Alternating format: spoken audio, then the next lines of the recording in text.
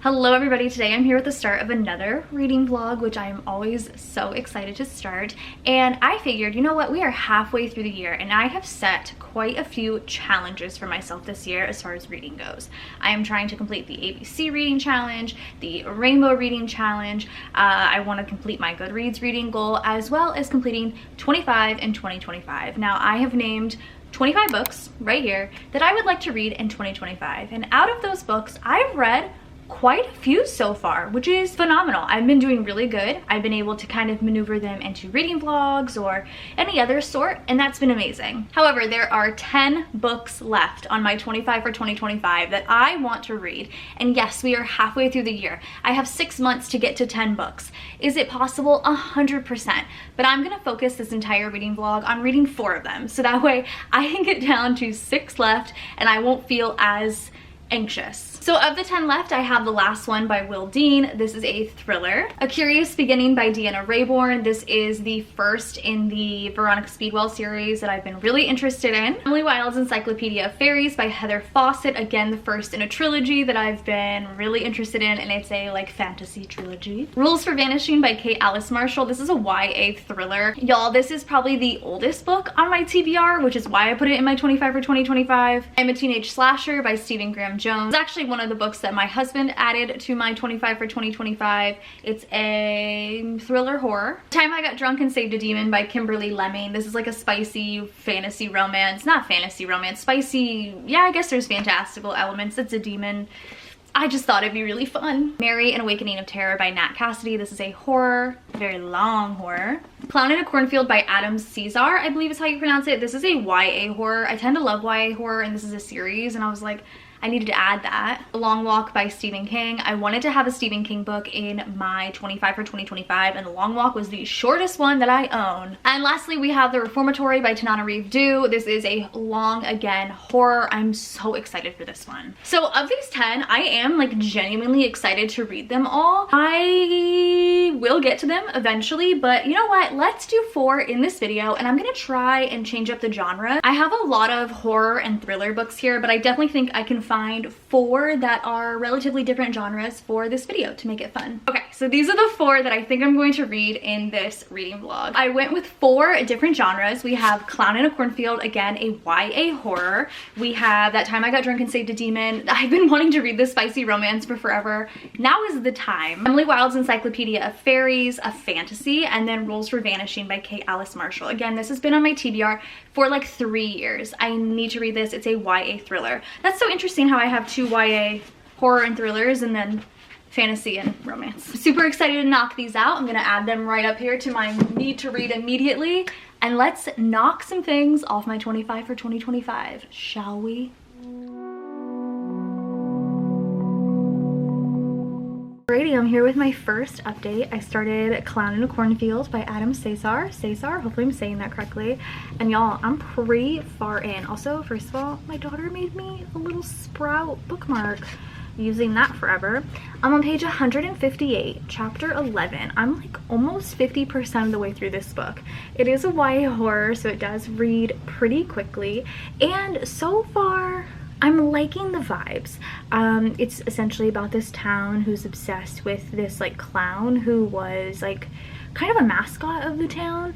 And let me read the synopsis to make sure I don't accidentally spoil anything. It's almost like a dual POV, but not quite. It is in third person. So we are following from Quinn's point of view, who's the teenager. She just moves to this town called Kettle Springs, the town that I was talking about.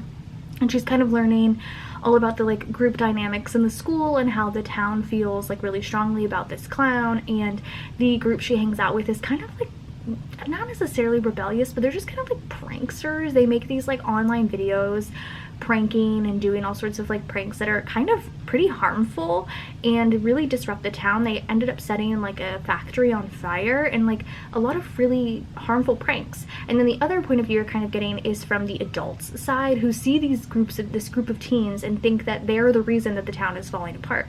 So it's kind of like they hate each other, almost like the kids hate authority, authority hates the kids, and in the midst of it all is a clown doing some slasher things. Now where I'm at, which is almost 50% of the way through, there's only been a couple kind of sightings of this clown, a couple instances with this clown, not enough yet for my taste. I definitely want a little bit more spook to it, and the 2 scenes that we've had, or I guess 3 technically, because the prologue, I suppose, kind of infers that something might have happened, but also I don't know.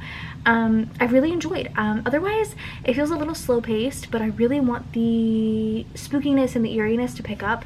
But I am enjoying it. I do think it's a trilogy, and I'm hoping that I finish off really liking this, because I would love to love this, if I'm being quite honest. I really want all of my 25 and 2025 to be like 3 stars and above. I don't want any like 2 or 1 stars, so I'm really hoping I enjoy this. So far it's giving 3-star vibes, but I'm gonna keep it going, keep feeling it out. I think I'm gonna read a few more chapters today, and hopefully I end up loving it. I have my computer exporting behind you guys right now, so if it's acting a whole fool, I'm so sorry, but I finished Clown in a Cornfield yesterday. I gave it 2 stars. This is actually my lowest rated book of the whole year so far. I hate to see it, honestly. I don't think I'm gonna continue in the series. I didn't love it as much as I wanted to. I've read a couple, well, I've read one YA horror that was like a slasher style book. It was You're Not Supposed to Die Tonight, and I really liked that. I think I gave that one 5 stars, and I believe I read that last summer. It's such a good like summer book, and I tend to actually really like YA horror because it reads so much faster, and I feel like they're not as afraid of doing like kind of sometimes a little bit of outlandish things, whereas adult horror can sometimes be more actually horror, like grief and getting older and all sorts of things like that.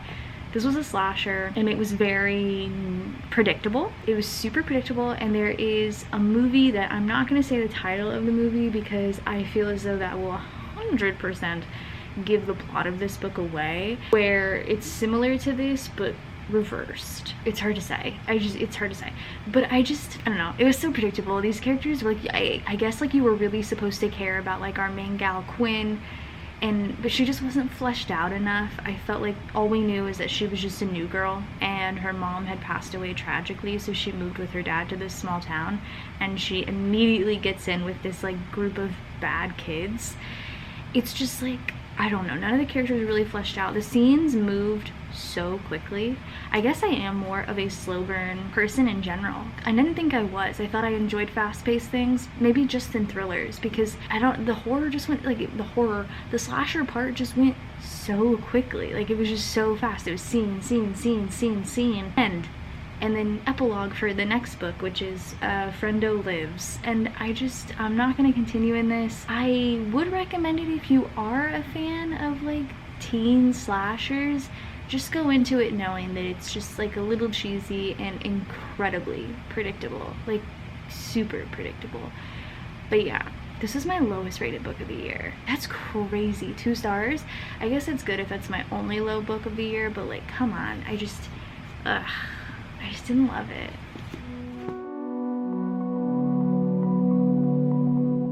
However, after finishing Clown in a Cornfield, I did start That Time I Got Drunk and Saved a Demon by Kimberly Lemming, and I got to chapter 5. I'm on page 55. This book is really short, and again, just like Clown in a Cornfield, 1, reads really quickly, and 2, the font is huge. So I'm going through it really quick. And so far, you know what, hell yeah. This book is, I like it. I like it. We're 5 chapters in, and I'm vibing with it. We're following our main gal, Cinnamon. She lives on a spice farm with her family. Her brother's name's like Cumin. It's amazing. Like I adore it so much. And her best friend is like a cheese dealer at the farmer's market, and her best friend's name is Brie. The names, they're perfect. This little fantasy world is set up pretty like simply. They have a portal that they send people into to protect from demons and whatever, and a demon comes through and he chases her in like the first 5 seconds. Like the first like chapter, she's just drunk wandering through a field to get back to her house, and she stumbles upon this demon that she saves, but then he tries to kill her. They end up working together, and now they're going on a quest. That's where we're at right now. They're going on a quest. No, it's a little tension, but no romantic scenes, no smutty scenes, no spicy scenes have happened yet, but I'm looking forward to them, okay? Because I think it says it on the back. The very last sentence says, on the bright side, at least he keeps burning off his shirt. And that's exactly what happens. He gets mad and like his shirt burns off, and it's just abs. And you know what? That's what I need right now. And I'm really vibing with it. And I hope I continue to like it because the names of all of these books are so good. There's this one, That Time I Got Drunk and Saved a Demon. The next one is That Time I Got Drunk and Yeeted a Love Potion at a Werewolf.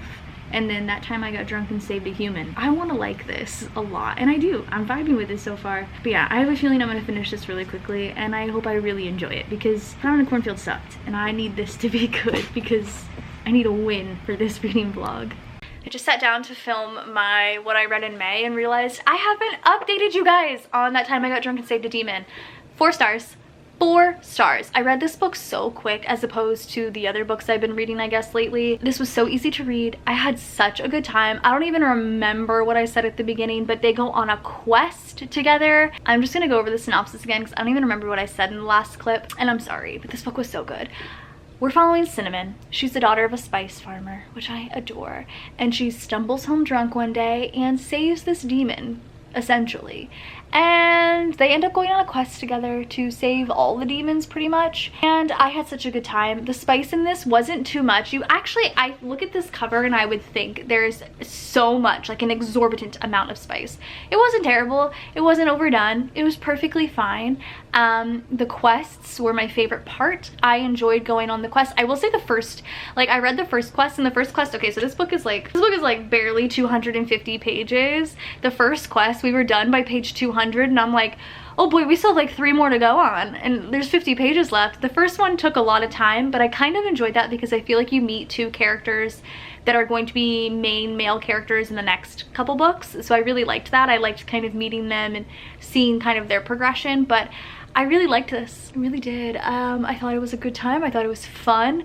It was very just here for the vibes situation, and I just feel like I'm 100% going to continue with these Mead mishaps because they're just so like dumb fun. Like, they're just easy to read, fun times, palette cleansers, and I suggest picking one up if you're just curious, honestly, because they're so good. I had to go to my bedroom to grab it, but I did start Rules for Vanishing by Kate Alice Marshall. Oh, I will start by saying I have read 3 of Kate Alice Marshall's adult thrillers, and I haven't rated one above a 3-star. I've really just not enjoyed it. They haven't been great. So I was actually kind of excited for this one. This is a YA horror from Kate Alice Marshall, and I've heard nothing but great things. I am currently part 3. Page 140, and I'm really loving this one, you guys. I actually feel like this could potentially be a 5-star. I really think so. So in this book, we're following Sarah. Well, okay, first of all, mixed media.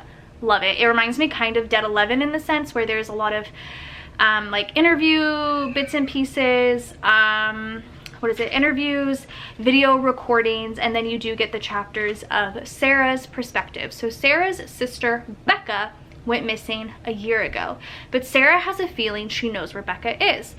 Becca and I guess Sarah and a few other people and a lot of other people in the town we're obsessed with the urban legend. That's what exactly is doing it for me, actually. I forgot how much I loved urban legend. We're obsessed with this urban legend of the ghost of Lucy Gallows, and the urban legend goes, if you go on a certain day and you bring a key and a partner and you do something, a road will appear and the ghost of Lucy Gallows is there. And Sarah is convinced that her sister Becca was taken by Lucy Gallows, so she's missing, but Sarah thinks Becca is still alive. So it's been exactly a year. They come back and everyone in the school gets this like really creepy text basically about, do you want to know where Lucy went? She went to play the game. You can play too. Find a partner, find a key, find the road. You have 2 days. Everyone in the school gets this text. Everyone just assumes it's Sarah because her sister went missing and they're all, you know, sad for her. Sarah goes with her group of friends. I mean, this is all within like first chapter. She goes with her friends. The road appears. But there's more to it. There's like quests almost. Not quests. I keep saying quests. There's like challenges. Like there's 7 gates. They have 7 things they have to go through. I've gone through 2 of them so 2 of them so far. Oh my god, they're spooky. It's really scary. The legend, the urban legend is like actually scary. And I love urban legends, so I think that actually might be why I wasn't thinking about it.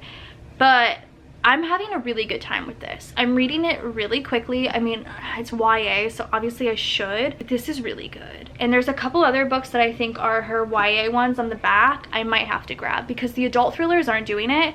These are killing it. I'll obviously give you an update later, but it's creepy. It's really creepy and I really like it. So we're gonna keep reading it and see what happens. Okay, new location unlocked. I have you right in front of a window, which probably isn't great for the reflection, but like my glasses always have a reflection anyway. Also, don't mind the full face of makeup, okay? I thought it'd be really fun to do that today.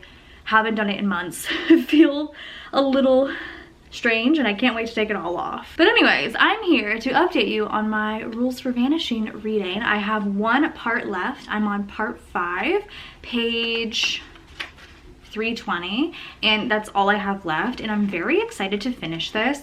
This part is called The Truth, which is kind of exciting because I feel like some things are gonna come to light, some truths, if you will. So far, I am enjoying this. So initially, like I would say, like part 1 and part 2 I really loved. It was giving very 5-star energy. I like that it immediately immersed you into the plot. Like the plot started right away. We are there, we're on the road right away. But things definitely started happening really quickly, which I really like because this is quite a long book. It really is quite fast-paced for the length of the book. However, it did get to a certain point that I kind of knew was coming, and now I'm just, I don't know, it's still giving me a high, like 4-star energy, but I'm really interested to see what happens in The Truth, which, oh my gosh, looks like it's a lot of interview style at the end, so it's probably gonna go really quickly. I'm interested to see what happens because, I don't know, I feel like that could definitely deter my rating. It also has at the back another one of her YA books that I might read like the first chapter of because I hate it. I've read 3 of Kate Alice Marshall's adult thrillers, and she has another one coming out this year, and they were all so bleh, like I hated them, but this is so good. So honestly, I'm hoping to just read more of her YA, if not. But yeah, the writing's great. I mean, I feel like it goes really quickly. You have an interview style, which goes quick. You have some text messages, which go very quick. And then, of course, the regular chapters, which are first-person point of view from our main gal, Sarah. And those, I mean, yeah, they're a few more pages than the interviews, but they go so quick as well. I think the writing's great. I think it's spooky and very atmospheric, and I'm really interesting to see what The Truth is, and I hope to finish it today so I can let you guys know tomorrow. Hi, it's early morning. I'm actually getting ready to head to work. It's like 6 in the morning. I'm super sleepy, but I wanted to update you on Rules for Vanishing because I did finish it. I'm not going upstairs to grab the book. There's just no way. I'll pop it right here so you can remember what it looks like. Or I guess this is a different cover because the cover on Goodreads does not match the cover I have, but anyways. So ultimately, I'm giving the book a 4-star, and I do think now, although I am giving the book 4 stars, which could be considered a higher rating, which it is a higher rating, it's a good rating, I think I'm done with Kate Alice Marshall as an author. I have read 3 of her adult thrillers. They've all been 3 stars or less. This is her first YA horror for me, and it's gonna be a 4-star, which again, you would think, oh, Kirsten, you should read more YA horror from her. I just think she's not the author for me. I just don't. So the first chunk of this book, now let me read the synopsis because I don't want to spoil something major that happens. So the synopsis doesn't say what I was gonna say, so I'm not going to say it. But the book leads up so well. There's so much tension, so much is happening. Like I said, the plot starts right out the gate, literally. Like the road appears within the first chapter. So I mean, you are moving, and the gates and things they have to go through, the things they have to do are spooky, and I really like it. And then it got to like a head, like it got to a specific point in the book where something happens, and then it just, I don't know if Kate Alice Marshall like had intended for it to end this way, but it almost felt like it just went off the rails. Like it just went a completely different direction. I found myself not really, 1, kind of understanding, and 2, really caring about this direction that it was going. I loved the initial build-up.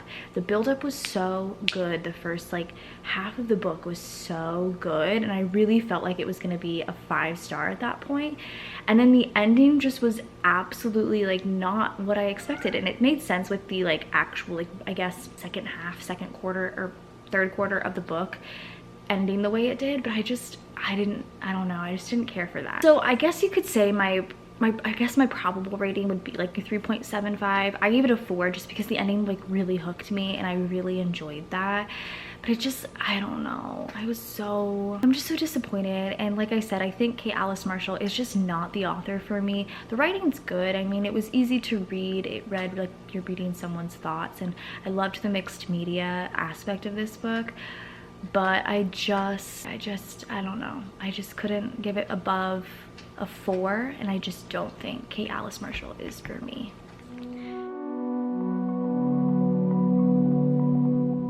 You're here with me to put on some makeup while I talk to you about my next book, which is Emily Wilde's Encyclopedia of Fairies by Heather Fawcett. This is the book 1 of Emily Wilde trilogy, and this is what it looks like. I'm gonna put it down now while I put on my makeup, but just so you know, this is what it looks like. I'm currently almost done, by the way. There's no names of chapters. I'm on the 23rd of November, but page 200, so about like 60% of the way through. And I will say, when I first bought this book, I think when either it first came out, oh no, that's a lie, because I think Map of the Other Lands had already come out, but it was still like super being hyped up, and therefore I was like really excited for it. And at the time, I think I had only seen like 2 or so people on my Goodreads actually read it, and they had given it either like a 4-star or 5-star. Like, it was very highly rated. And so I was like, okay, yeah, I definitely want this book. I'm very excited about it. It sounds cute, it sounds fun, it's about fairies. I like fae, I like reading about that kind of stuff, so I purchased it. Since then, because y'all know how it is with my TBR, books do be sitting. Since then, quite a few people that I follow on Goodreads have read it, and they've all either DNF'd it or given it 1 to 2 stars, and that made me really nervous. So I went into this book with very low expectations. I was almost expecting to read it the same way that I read The Spell Shop, which I like The Spell Shop, but while reading it, yes, it was objectively a good book. It was objectively a cute book. But while reading it, I just felt like I could feel myself. How did I get blush down here? While reading it, I could feel myself going into a reading slump, and I didn't want that. So I was like, man, I've already committed to this book. I put it on my 25 for 2025, and I want to enjoy it. And I'm here to say that, like I said, I'm 200 pages in, 23rd of November, 60% of the way. It's giving me 4-star vibes. I'm actually really enjoying it. I'm so shocked. Trust me, I went into this with like very low expectations. A lot of the reviews were saying how it was boring or it was too cozy. And yeah, it is like cozy sometimes, but I disagree. I think there is a lot of plot. I'm gonna have to read the synopsis real quick so I don't spoil anything for you, but generally what is happening is we are following diary entries from our gal Emily Wilde, who studies fairies. She's like a young, hella smart gal who goes to Cambridge, and she studies fae and fairies, and she goes out on like expeditions and just studies them. Like, she wants to get to know them. But the fae in this world are not like, I don't know, they're not what I'm used to reading about. They're very like horrifying almost, sometimes a little bit vampire-y, like very much so like we'll steal your children and not give them back and like force them to do things type of fae. And I found that to be so intriguing. And so she is going to this like small kind of mountainside, cold, snowy town to study a type of fae that has never been studied before for her book. And you know, when she gets there, she kind of meets with some distance from locals, but she does end up finding some fae, and it's very, to me, it's very interesting. She comes across sometimes in her diary entries a little bit pretentious, but I almost like, maybe this is just me reading into it, but because she's so smart and because she graduated high school or went to college so young, like I think she went to college at like 14, because she went to college so young, I feel like she comes across pretentious, but it's just like her coping mechanism for feeling almost insecure in the fact that she is younger than, you know, her peers and her colleagues. And maybe that's just me coming up with that. But then she has a co-worker, I guess, a colleague, another person that works for the college, she works for the college, named Wendell. And when everybody talks about Wendell, I assumed he'd be this like super nerdy dude, but he's like really suave and very like, I don't know, like a ladies man.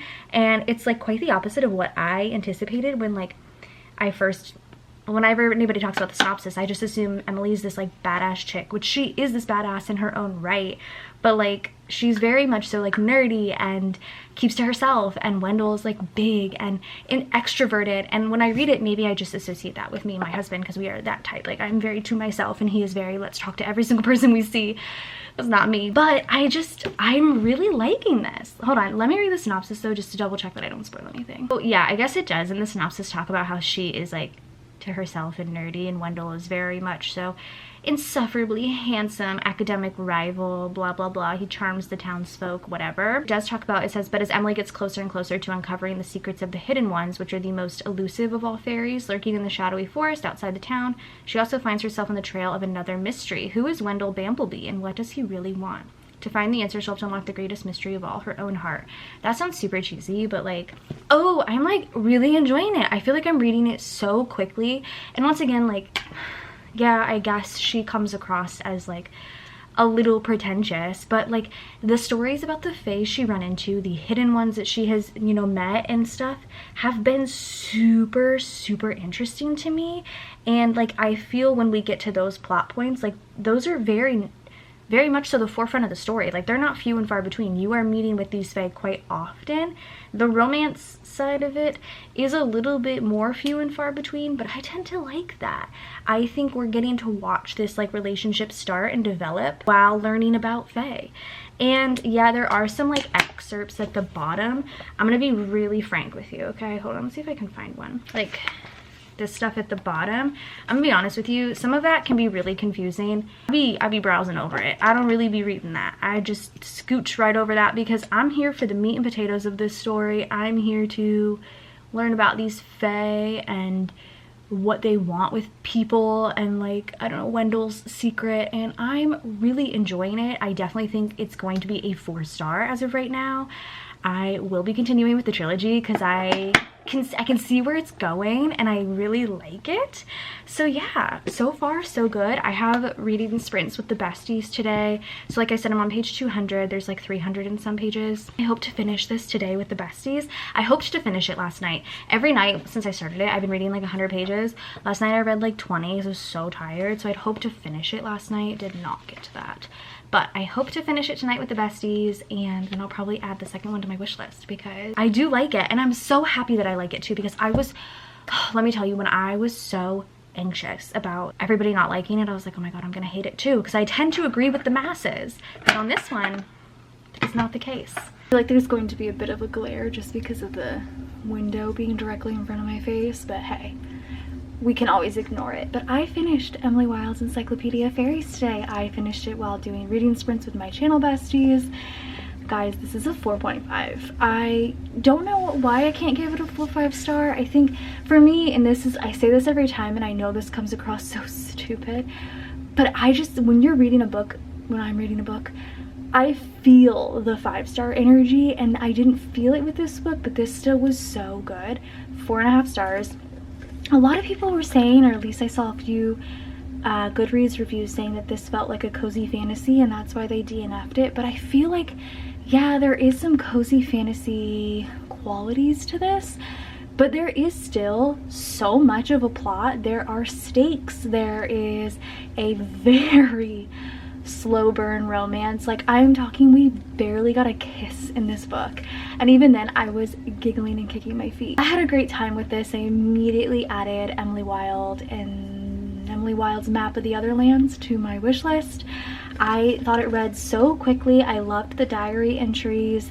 I loved that sometimes they would end in the middle of a sentence because things were happening in the plot, and I loved the fae in this. I felt like there was so many, obviously it's an encyclopedia of fairies, so there's so many different type of fae, but there were so many different type of fae that we were going over, and it was so interesting to see the ones she came across, and I cannot wait to get into the second book because this was just so good. I'm so happy I went into this with low hopes because I feel like that really made me enjoy it a little bit more because I was already enjoying it. I was like, oh my god, I'm actually really liking this, and I wanted to dig my feet in more. 4.5 stars. I'm so happy I read this. I'm gonna see if I can do this conclusion before my camera battery dies, but that is it, y'all.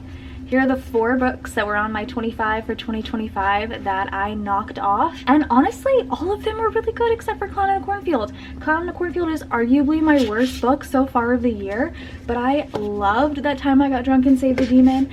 I had a fairly decent time with Rules for Vanishing, and I loved Emily Wilde's Encyclopedia of Fairies. So far my 25 and 2025 books have been pretty good. I would love to do the average rating of that at the end of the year to see what like my average rating for these 25 books were. But yeah, I'm so happy to have read these. If you've read any of these and we have similar or different thoughts, definitely let me know. But that concludes this reading vlog. I hope you guys enjoyed. Subscribe if you're not already, and I'll see you guys in my next one. Bye guys.